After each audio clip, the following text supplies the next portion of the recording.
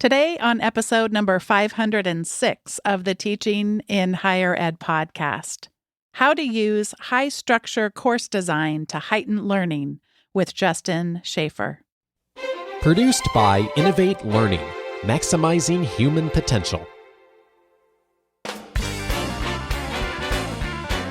Welcome to this episode of Teaching in Higher Ed. I'm Bonnie Stahoviak, and this is the space where we explore the art and science of being more effective at facilitating learning. We also share ways to improve our productivity approaches so we can have more peace in our lives and be even more present for our students.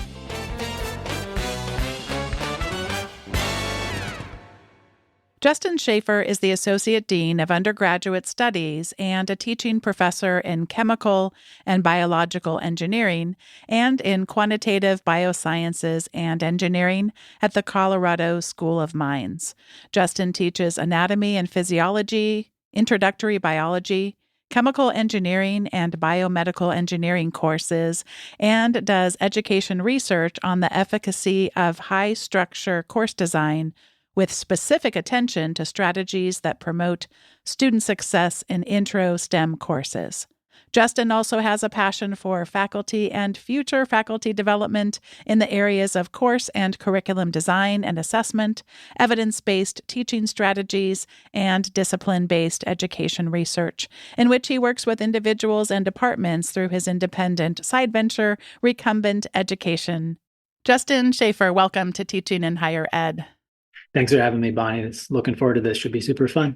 Speaking of super fun, I'm going to tell one of those back in the day stories. Everyone loves a good back in the day. So back in the early 90s, when I first started learning that there was such a thing called instructional design, I was working for a computer training company. So a lot of the emphasis was on computer-based education.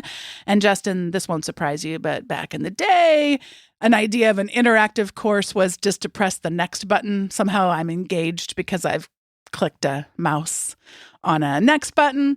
And, but as I started to read some of the research and get to know a couple people in that field, I was very new to it, but I continue to even to this day be intrigued by, don't just tell people how to do something if you're teaching a skill, for example, but also show them what it looks like when it's not working. So in Microsoft Excel, don't just teach me how to build a formula, but also show me what happens when you build it wrong, the kinds of error messages that might come up and that kind of thing. So I'm really intrigued by your work in high structure classes, but want to begin with that premise of just tell me, what does an unstructured class look like before we start to discover what structured classes look like? So what do you hearken back to back in the day when it comes to unstructured classes? Yeah, I can relate to the show them how teaching by how it doesn't work first. Just as a quick recent example, my kids are about 15 years behind in video game technology. So over Christmas, we got them a Wii with Dance Dance Revolution. Having them watch me try to dance on there, that's an exercise in how not to do something properly. My son quickly exceeded my skills there. But when it comes to structure in the classroom, though, yeah, the structure is so darn important for making sure students are able to scaffold their learning before class, in class, and after class. Not all students need it. Some students might be doing just fine with the traditional, maybe unstructured class, but we know from evidence, lots of research now shows that this type of structure does help students, not only all students do better, but helps some students do even better than otherwise. So, but in unstructured course, sure, what could this look like, right? So the first word that comes to my mind with an unstructured course is confusion. Right. So you go to the website, let's say it's a modern class, you got Canvas or another LMS, you go to that website, it just is like the default look of Canvas. You have all the links on the left, half of them you don't use, you don't know where to go. It's kind of like when you make a figure on Excel and it's the default color scheme and axes and it looks like right? So that's kind of what I get, that feeling of when I see a Canvas page like that, which I don't see many like that, to be fair. But, if as a student side, you go in, you don't really know where to go. Okay, well, I need my lesson slides for today. Maybe you go to the files link, but there's all these folders. You don't know which one to go to, but maybe you find the right one. And it's just a list of PDFs with numbers like lesson 1, lesson 2, and no real idea of when to use them. Do you print them out ahead of time or they posted after, right? So a lot of confusion from just the gate entryway of that. It might not even be a welcome to the the class with how to get started. In class, then you show up, and again, if you might not be totally prepared on what the topic is, there's probably not learning objectives or learning outcomes for the day, so you don't really know. It doesn't have to be like my daughter's third grade class where they write the schedule on the board or anything, but even like a early slide doesn't tell you necessarily what the plan is for the day. The lesson might be picking up halfway from the past lesson, which I'm guilty of that too. I run out of time, but it might just be kind of a little jilted and you're not sure where to go and what's coming. And just another thing with that confusion can be lack of communication. You're not totally sure as a student when assignments are due. You're not sure what is on the assignment even. So sometimes when a faculty might say to their students, oh, we'll read chapter 6. Do I have to read all of chapter 6? Do I read just the sections in bold? Do I skip the figures, right? So there's just an overabundance of information, and it's hard to navigate in an unstructured course. So I think that's a problem with that. And from my own experience with teaching in this model, I've been trained in high structure kind of from the get-go. I was in one of these postdoctoral programs called IRACTA, is the big global name of it to the NIH. My program specifically was called SPIRE at North Carolina. And so I was trained in evidence-based teaching strategies and course design methodologies. I also had the lovely benefit of being there with Kelly Hogan, and she took me under her wing and helped guide me through the process. But when I first taught my class, first time ever, was at North Carolina A&T State University in Greensboro. It was kind of a high structured class, but it was my first time, right? So I had pre-class stuff, and I'll get more into this a little bit later, probably about what this means, but I had some pre-class work. I had a lot of, active learning in class, some homework after class. So I'm following that model, but brand new instructor, confidence is kind of low, and, how to get this all done. So at the very end of the class, I had a survey, and I asked students a bunch of stuff, but one of the questions was, what's the most important thing you learned about this class? And, a lot of the students said things like, well, the most important thing I learned was about cellular respiration or how nutrition works. This was an introductory biology class. But one student, I'll never forget this, they said in the survey, the most important thing I learned in this class was to never, ever take another class with you again. I'll never forget that. So even though I like to think I was using structure properly, again, novice in structure, I had a lot to learn. I know we're going to be looking more at sort of the before, during, and after, but you said something that really sparked my curiosity. And that was, just my interactions with you prior to today's conversation. It's almost like you've been using high structure with me and vice versa. You are a fun person. You are energizing. You have a wonderful sense of humor. And I like to picture myself that students come into my classes and go like, wait a minute, I'm not used to seeing movie clips from Zootopia in my business classes, which I just finished giving some feedback to students on. So that I was like, what did you notice? What did you wonder about that? And so I was like, oh, that Zootopia clip, it was really interesting to think about. And so I was like, yes, I did it. You know what I mean? But at the same time, I know that I can, Justin, be a little bit too much of a free spirit. So I find the tension between I want to surprise, I want to delight, I want to get them curious, I want to make them think, I want to bring out some of the emotions. I've been inspired by Sarah Rose Kavanagh's work around the importance of emotions in learning. But at the same time, I can confuse people, Justin, because my mind does not work at all in a linear way. So what I've for myself have just tried to get better about, at the very least, number things. So I've just started experimenting with 10 lessons and 10 challenges, and really trying to simplify what might show up in the calendar and Canvas. That's something I'm really experimenting with now. But I find myself thinking a lot about making the title of it intriguing versus having the title of whatever it is be descriptive. So I don't know, do you run into that of like, how can we have things simultaneously without the title being so long that, in any learning management system or any PowerPoint slide would be rendered meaningless? How do we navigate these two tensions, the unpredictable with the structure? I don't know. Any thoughts on that? Yeah, that's great questions and thoughts there, and I appreciate your students like Zootopia. It's a good one for sure. I like to use like mid-90s movie references, totally over their heads. I'm getting too old. It doesn't work anymore. So, but with the structure though, it's a cool point because It's really not, has nothing to do with the content, honestly, the structure. It's more about just how the course itself is set up. So, right. So high structure course design really came out of biology, education research. Scott Freeman, Mary Pat Wenderath were the two champions of this in the late 2008, 9, 10 range. And that's where I started out learning from them.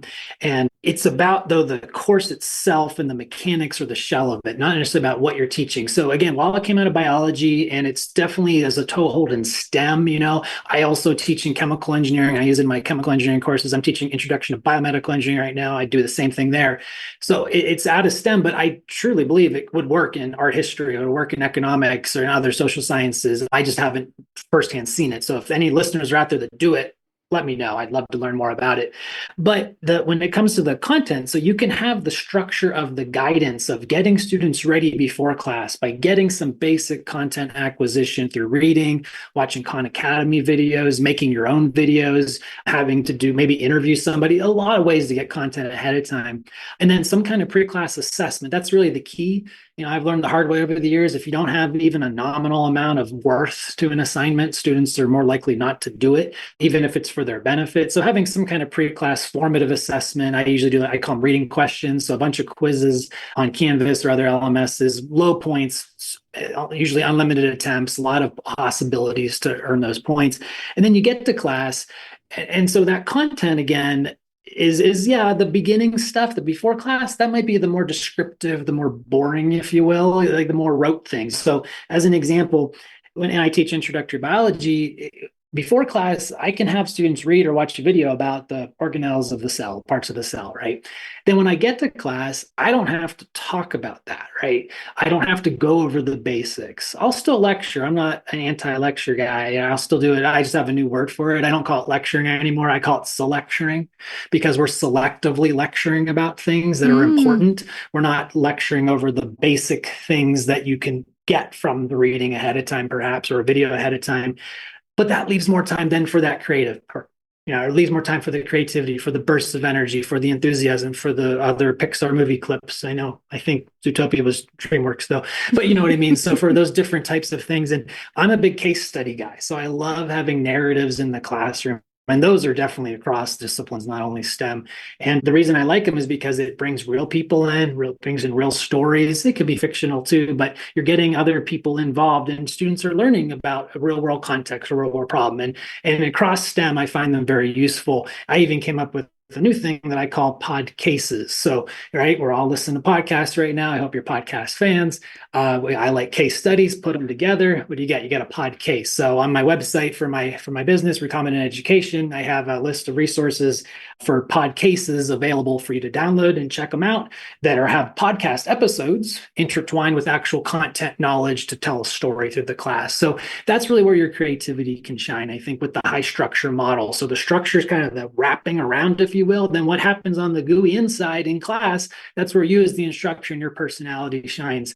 I appreciate you telling me I'm fun and outgoing. Maybe I don't always feel that way, but thank you. But in class, right, that's my kind of performance space. It's the closest I'm going to get to stand-up comedy is being in the classroom. I can't stay up that late at night to do a real set. So, that's where I can shine there. But even if you're not like that, if you're a little more introverted, which believe me, I am too, ask me to return something to Kohl's. No way. It's never going to happen. So I'm very socially awkward and anxious. But if you're like that in the classroom too, you can still use high structure, have your own personality come out, however that might be, and use creativity to help students explore the content knowledge you're trying and the skills you're trying to help them develop.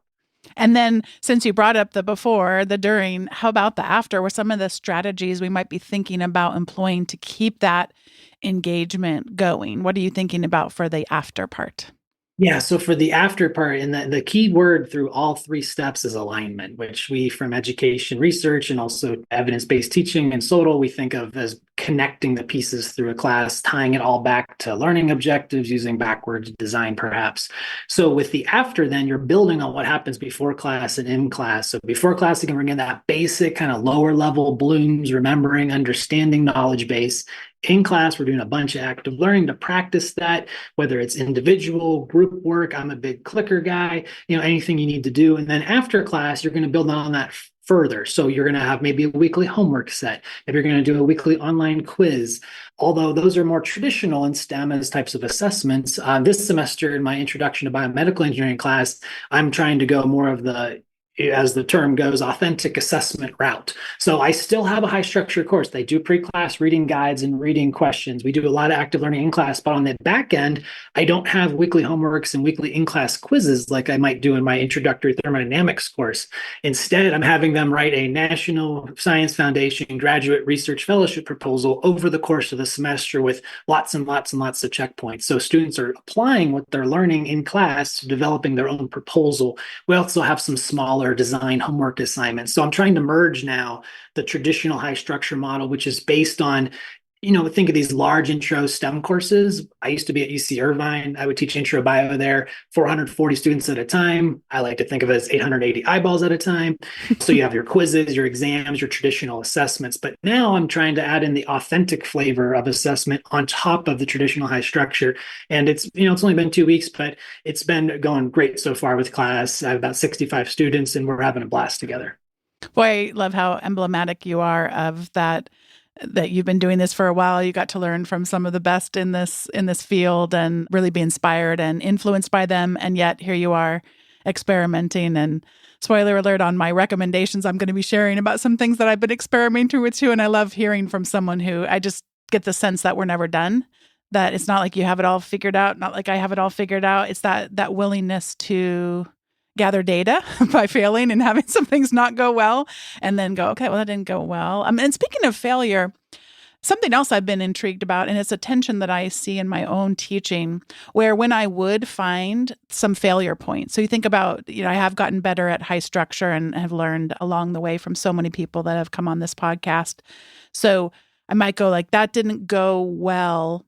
Sometimes I'll try to fix it too much because sometimes it's actually through the struggle that the most powerful learning happened. So I'm a big believer. I loved getting a chance to interview from UCLA, Robert Bjork, a memory researcher. And he has this quote, which I'll never forget, which is kind of ironic if you think about it. And he says, forgetting is the friend of learning. So I'm always trying to remind myself, yes, some of the struggle I should reduce. I should reduce if there's something that's confusing about the structure of my course, which is why I always ask at the end, what did you think about how things were structured? Got some good feedback and I'm already incorporating. I just continue to draw on that kind of thing.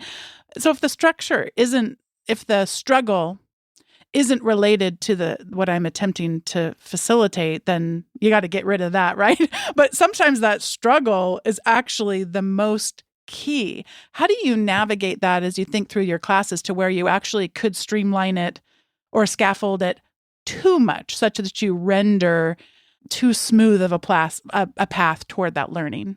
Sure. Yeah. So that's a great point. I don't think the structure necessarily guarantees success because it's the students ultimately have to put the work in to earn that grade, to earn that outcome, right? I like to show Calvin and Hobbes a lot in class. In my first day of class, every semester, every class, I show one where Calvin's talking to his teacher, Miss Wormwood, and she basically says something about, you get out what you put in, right? So it really comes in that, but it helps to, in a way, level things out and norm everything for the students. Because especially if you're a first-gen student, like I was, my first day of college at Penn State, giant school, maybe this happens a lot, but I ended up at the football stadium, not at my introductory chemistry class because I was so big and I didn't know what classes to take. There's all these issues you come into. I didn't know how to study. I didn't know how to prepare. So you have those challenges that you might come in with because you don't have that prior experience. So the structure helps get you ready, but you don't necessarily have to do it all either. And the primary example of this is a reading guide. So this is, again, inspiration from Kelly, is that I've written these now for all my classes. I have them on my website as well for many textbooks. And I published on these too in CBE Life Sciences Education on their efficacy, because I also do deeper work on the side here.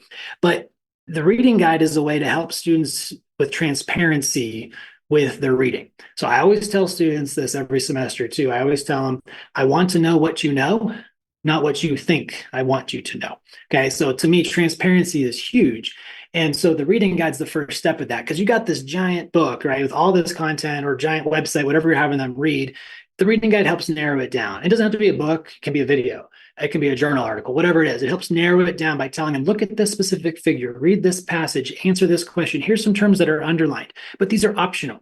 And I found them to be more useful optional because they can be a couple pages long, once a day or once a week. I'm a weekly model now guy, but you don't have to require them, and students have them there as a resource. So if you require them, those students feel like, oh, it's just another thing to do, check the box, and they move on. So by making this as a resource, I show them the data from my paper that shows the more often students do these, the better they do.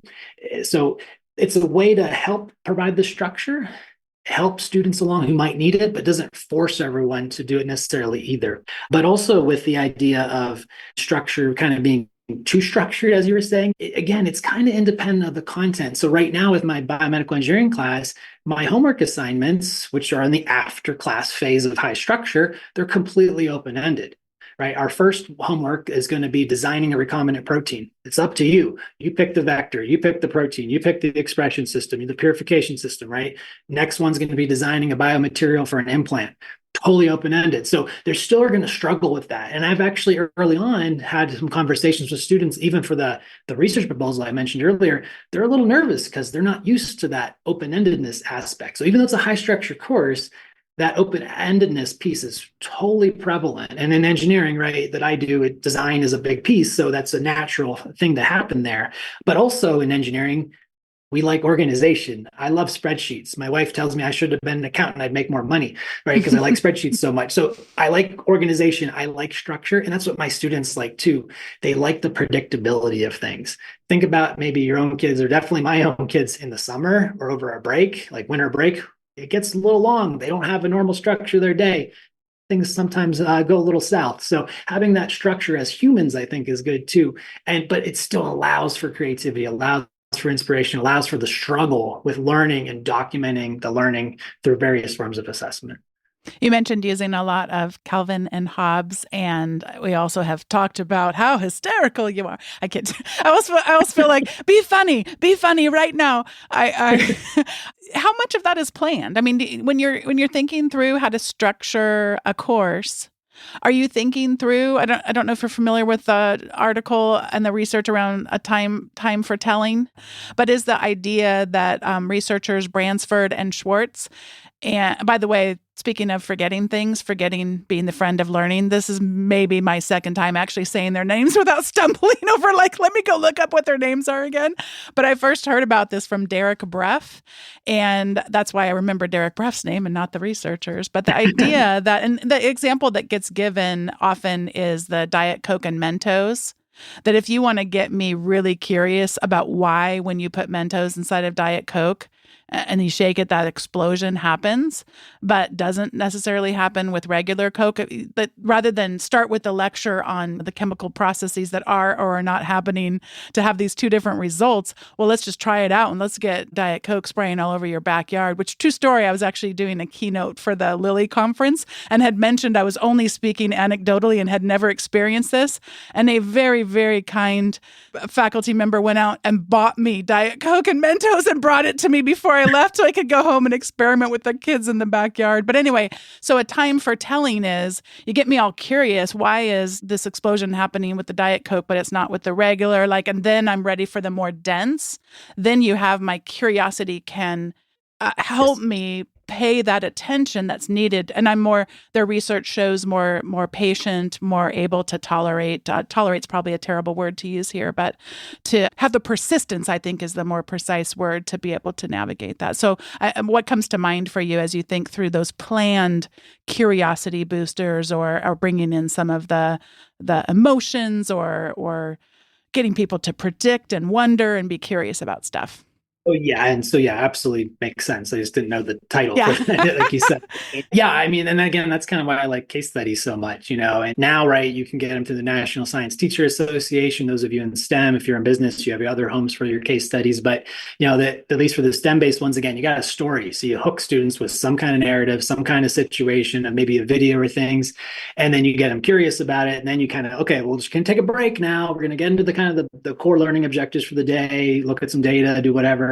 And then we'll come back to the story at the end. So the one I learned my lesson with this kind of related to the Diet Coke and Mentos. So there's a great case study that I borrowed and I apologies to the authors of it. I forget your names. It was published at the time when the National Center for Case Study Teaching the Sciences was at the University of Buffalo, hosted there. It's a case study on cellular respiration in the body and energy. And basically the question was, do energy drinks actually give you energy? Right. So because energy in biology means something, but energy on a can of Red Bull means something else, right? It means like stimulation. So to demonstrate this, this was my first class where a student learned never to take another class with me again. I chugged a whole can of Red Bull at 9:30 in the morning in front of 100 students at North Carolina A&T. I was sweating, palpitations of the heart. I was getting faint within 10 minutes. I'm like, oh, this isn't going well, everyone. I don't know if this is energy or not, but I feel something, but then by the time that was when we introduce it, and then we get to the end and we talk about the mechanisms. What does it mean for molecules to give energy in the cell? And then the end, we look at the nutrition facts for Red Bull, or in this case, we show them the can. And it was a diet one, right? There's actually no calories in it. So there's nothing that gives true biological energy. It's just all stimulation with caffeine and other things. So yeah, don't do that again, at least not for me. Not I gotta be careful advised. with my coffee intake, and things like that nowadays. But yeah, doing some kind of demo, some kind of video, some kind of story. Even I like to talk about my own life a lot again, and my own kids' experiences when I was in their shoes, tell stories. And because again, that builds that interest up. It kind of, but you don't tell it all right away. That's what I've learned too, right? You can kind of set them up, a little cliffhanger. If it was like a Netflix series, you got to stop at a cliffhanger and then you come with the next one. But by the end of the lesson, I promise you, we'll find out what happens. And whenever I say, okay, well, you want to know what happens? And they say, yeah. I say, okay, we will find out in 30 minutes. Sometimes I'll get some audible, oh, I'm like, oh, good, they're involved, they're invested. So that's a fun way to tell it. And you can do this. This is all the in-class part, right? You can do this however you want with whatever strategy you want. You can do this online with videos. You can do it async, sync. It applies across the board with high structure. But that in-class piece is really where, again, you as an instructor, your own personality, your own niche, your own stories can shine, and let that come out, and then let your students see that side of you. Boy, that example is so powerful in terms of you're combining so many techniques that the research would seem to indicate really heighten that learning. Because in almost every case, unless we have the attention, the learning isn't going to happen. So the ability to have someone persist in their curiosity about something, whether you're asking them to predict, what do you think happens if we do X, or what do you think happened in the past, and being able to bring in multimedia. I've done that with podcast episodes before, where play the first part of it, and then what do you think happened to the currency fluctuations in this country after these researchers did this? Okay, talk about it. And then, but the idea to then say, okay, well, wait. And then if you get those audible groans, then you've actually been able to help. You were reminding me of something else, and I want to ask you a little bit more about this before we get to the recommendation segment. But you were talking about being a clicker guy. And of course, clickers you don't have to go far into any book about how to make use of clickers to have these kind of prediction activities. And then what do you think happens? And I think it's fun to consider what happens when you show everyone else what the words are or what the answers are, like as people are answering them, because we're so influenced by what other people think, versus when you hide them. And then sometimes you might hide them at first and then release them and then start to see all the answers go over. I mean, it's fun how those kinds of techniques you can become so playful. But what I hope people are hearing from your stories is that, yes, you're using some of your natural gifts that you have, but you're doing it over time. Like, that time, if I could have timed that a little, I'm going to go 5 minutes later next time, or I didn't really explain that part of the instructions, and you're building upon it, but it is very intentional. It looks effortless. It looks like, oh my gosh, I didn't even think about that. Oh, he just said this, but it's over time being willing to experiment and then go, oh, okay. And then also being able to use some of these approaches in other ways. So you talk about your pod cases. Okay, so you built your first one, and then you see what kind of works with that. Okay, well, now I'm going to do another episode of the pod case, and then just constantly building it. So let's talk a little bit about clickers before we get to recommendations. When you say clickers, I'm curious, I'm guessing you probably don't mean physical clickers, although maybe you do today. Are you using physical clickers? Or are you using some kind of an app on people's phones, or how are you approaching that?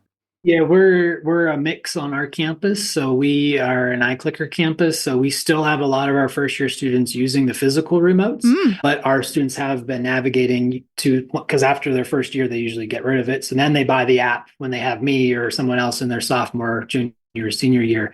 And yeah, so it's a mix. Okay. Well, I'm going to have to email you separately because I think I literally have 75 iClickers from back in the day. I don't know how long ago they are, but I feel so environmentally irresponsible. I just don't know what to do with these. So we'll chat. We'll chat separately and be like, "Can I mail these? Are these still useful to anyone out there?" Would be a fun conversation to have. Oh, So you can recycle them through Apple or something, right? I did that with our old broken phones. You drop them in a mailbox, and they're gone. But yeah, but the app versions now are so cool because they have all these different question types, and that's what I'm really trying to push here with my own students and my colleagues. And then I also do workshops for faculty and future faculty on best practices with teaching and course design. And one of the workshops I give is on best practices with clicker usage and trying to make use of all the bells and whistles, right? Because whether you're a campus that has a platform that's quote unquote free, it's probably part of the tech fee, you're rolled in the tuition somehow, or if students are paying out of pocket, you got to make sure you justify the use of all these tech tools out there and how they're worth it. So like this Wednesday of class this week, we used clickers really for the first time in this semester. And I used all 5 different question types, my first 5 questions of the semester, to show the students the different variability you can do, including like touch the screen now, target questions, things like that. And I asked students, have any of you used any of these other than multiple choice before? And like 4 students' hands went up. And I said, "Oh, great. Well, what class did you use them in?" They said, "Oh, your class last semester." So, unfortunately, they're still not widespread, but it's now, again, with the app-based clickers, it makes it so much more engaging. Also, right, students tend not to forget their phones very often, so you don't have to worry about that with accountability issues. Like with the physical clicker, you forget it, the batteries fall out, the break. But that's another kind of the segue going back to high structure is the forgivability of this kind of system, right? Because when you're thinking of structure and before class, frequent assignments before class, in class stuff, after class assignments, you got to be flexible, right? I tell my students, life doesn't care you're in college or not. Life just keeps moving on. So I'm a big proponent of the dropped assignment system. So you get to drop 4 out of 16 pre-class assignments. You get to drop 10% of your clicker scores, whatever it might be. You allow for that flexibility, and then students still can go back and make things up if they want. But again, it's dropped. So they don't have to email you. They don't have to let you know, "Oh, I can't be here today," or they don't come up after class with their answers written on a note card. "Here's my clicker answers for the day." I say, "No, don't worry about it. You get to drop it. No big deal." So it makes it easier for them, cuts down email traffic for you and worrying about things like that. So just being flexible is something I've learned over the years too. You talked about kind of growing into it, and it's, I appreciate the effortless claim there, Bonnie. I do feel in my space, like I feel like I found my calling, if you will, being in front of people in an academic setting, whether it's students or whether it's in front of other faculty in a workshop setting. I love them both. I feel very comfortable. It definitely takes time. It definitely takes time to do that, but the experience is what lets someone get to this point. So I've been doing this about 12 years now. I just kind of know what might happen. And if it does happen, I don't freak out anymore, whereas I used to freak out. So you just kind of roll with it a little bit more. That's one of my colleagues' mottos with new classes is let's roll with it. So I kind of I can do that. I don't get as stressed as believe me, there's stress, but it's just a little stresses are in different places now. The classroom experience, because of the structure, honestly, helps me manage it more. Students like that structure. They'll like when I teach multiple sections of a class and they've had me before, my section fills up first. I like to think it's because of my charming personality and stupid jokes, but what they actually tell me, it's because of the structure. Like they love how it's set up. I've even had students go on to future classes that I don't teach in junior year and say, "Oh, hey, where are the reading guides? Where are the reading questions assignments?" And the instructor will tell me like, "What's going on with this?" And I'll say, "Oh, well, yeah, that's what I do." But I tell the students, if your future classes don't have this, you've now developed metacognitive skills. You've developed Surly skills, or being able to develop your own learning and modulate your own learning on your own, self-regulated learning. And you can handle classes that have lower structure. I've set you up for future success in managing your study skills and ways you approach courses, whether you know it or not. When you spoke about that flexibility and the ability to drop some assignments, in case anyone listening doesn't get some of the nuance out of that, I was thinking as you were sharing back to what the writing across the curriculum programs often say, which is writing to learn, learning to write, writing to learn, learning to write. And you were reminding me of that a little bit. Our son is in middle school and is taking a math class, and they got their report cards back. And I'm sure it's a best practice for podcasters to tell stories about their kids' grades without them being here. But nonetheless, you got a very, very good grade. Nothing to be concerned at all about. I was intrigued because just because I'm curious how the course design went, that he had lower scores on his quizzes and exceptionally good scores on his tests. So I wasn't at all harping on what's up with these quizzes, but I was kind of curious, how he made use. He says, yeah, well, and it sounded like this math teacher has that same kind of flexibility. So he had already figured out that. And I love this because sadly, most of us are throughout too high a percentage of our learning. It is going to be, how do you game the system? Okay, well, I knew those didn't count, so I could do that. The way that he described it was like the game was kind of not really central for him. He said, oh, those quizzes helped me learn, but I really need to spend the time then on the exam. So it was, I guess, sort of, it was described a little bit as, but he's figured out where his time is best spent. And his time in taking the quizzes, he could relax a little bit. He didn't need it to earn the grade he was aiming for, because they were just helping him learn and then really figure out how to focus his attention for the exams, which were weighted more and had the higher stakes. It was just really cool to think, when we structure these things with the low stakes, that they really can facilitate that learning without the pressure, which really doesn't help heighten the learning. That, at least that's what the scholarship of teaching and learning body of evidence would seem to indicate. Absolutely. Yeah. That stress that's associated with these high stakes assessments but having those quizzes or homeworks to help scaffold and get you ready for that is really key. But I've actually moved away from the midterm model, even finals. Now I'm kind of off and on for doing final exams, rather more. One colleague, Adrian Williams at UC Irvine, told me once, like, with the high structure model, instead of having these big peaks of stress, we're just trying to normalize that stress and smooth it out through the entire 15 weeks. So it's a little bit of stress constantly, but not these big spikes.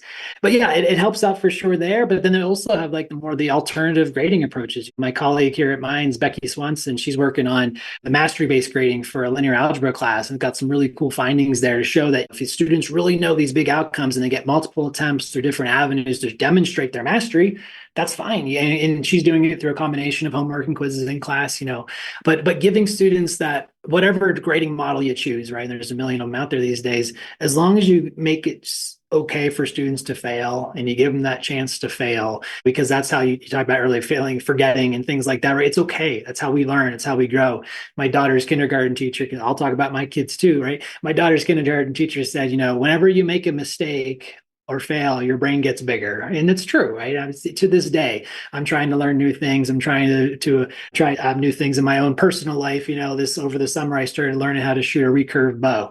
Just totally sucked at it at first, still pretty bad at it, but I'm a little bit better. So things like that, you're going to fail, you're going to assess, you're going to revisit it and get better. Same thing with learning in the classroom. So just a lot of different things you can do, as long as you create that environment that it's okay to do that. And it's okay because we're in this together. We're trying to learn together to become better students and pursue whatever aspirations you have after college.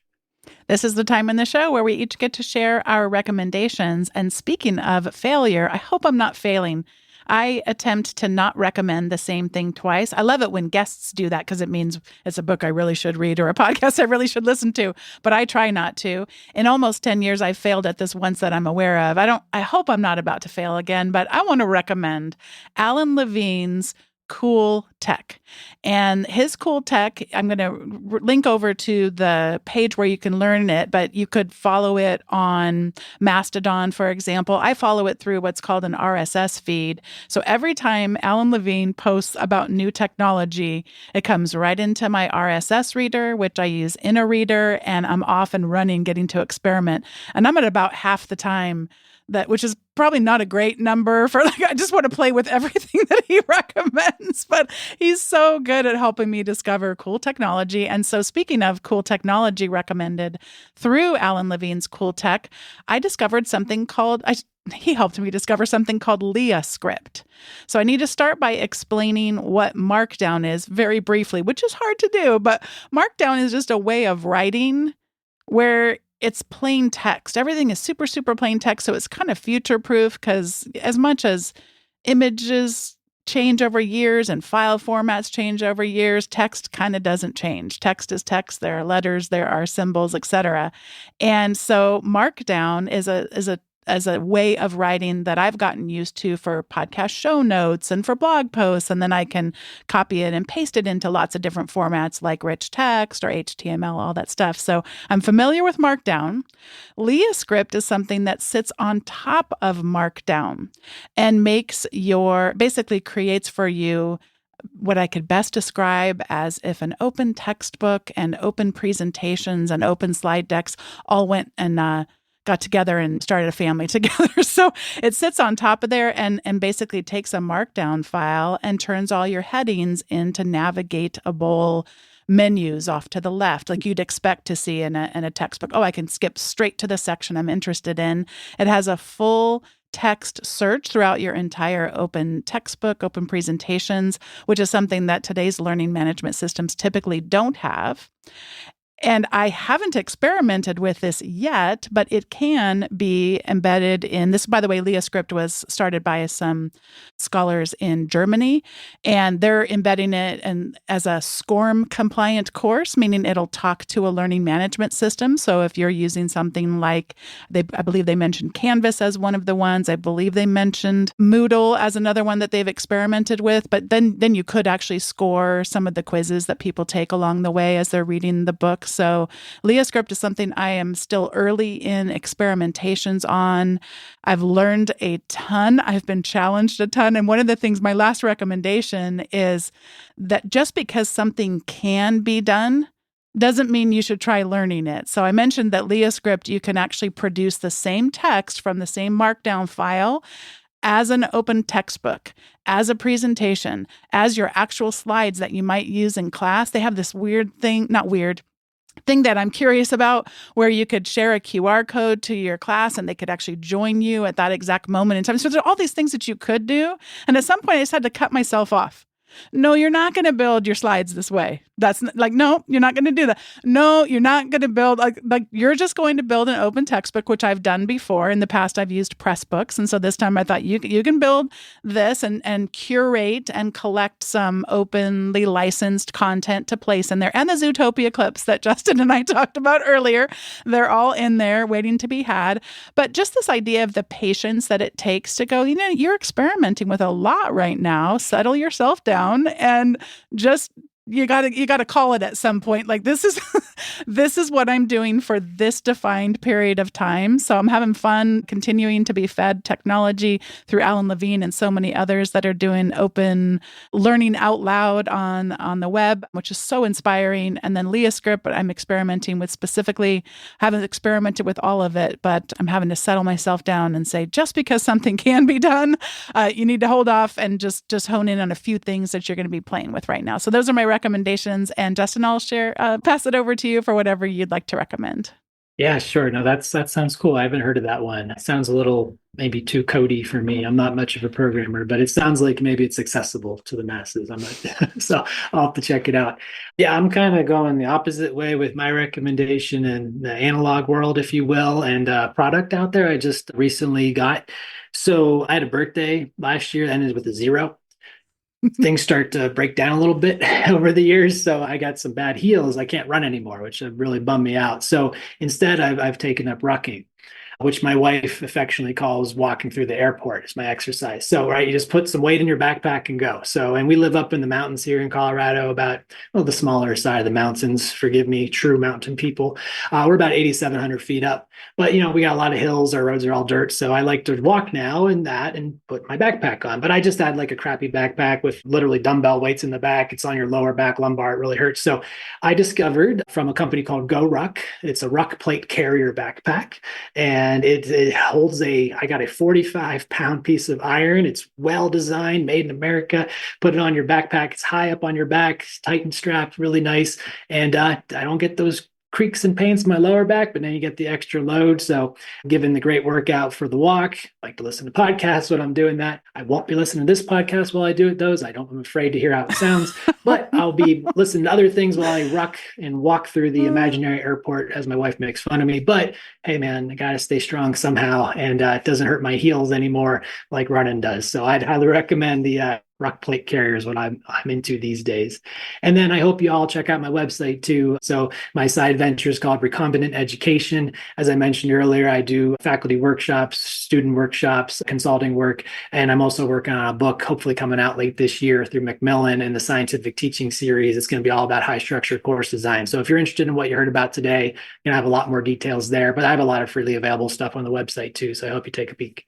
Oh, I hope people go take a peek. And I already told Justin, a lot of people will share their books a little early with me so we can get you back on the show, because I loved learning from you today. I'm so grateful for your time and generosity, and so grateful to Kelly Hogan, who shared a little bit about you and some of the things that you're doing and recommended you as a guest. So I always love when any former guest can recommend someone to come on the show. So grateful for my continued friendship with Kelly and her connecting me with you. Thank you so much for today and for your book in the future. I can already get so excited about what it's going to offer us, and for teaching me today about rucking, which I have never heard of before, and kind of intrigued by this. You've piqued my curiosity. Thank you so much for your time today, Justin.